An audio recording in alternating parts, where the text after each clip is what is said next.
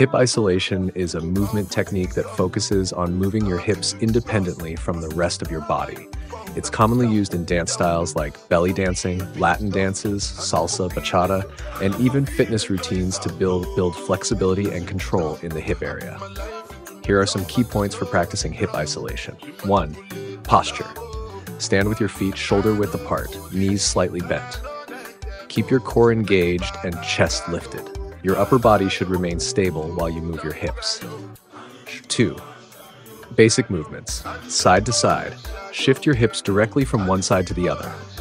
Imagine your hips moving in a straight horizontal line. Front to back. Move your hips forward and backward. Keep your knees soft to allow for more range of motion. Hip circles. Combine side to side and front to back movements in a smooth circular motion. Move your hips in a full circle without moving your shoulders. Figure eights. Draw a figure eight with your hips by pushing one hip out to the side, sliding it across the front, then shifting the other hip in the same manner. Tips: isolation. The goal is to isolate the hips, so make sure your upper body and head remain steady. Control. Start slowly to develop control, then increase speed as you get more comfortable. Breathing.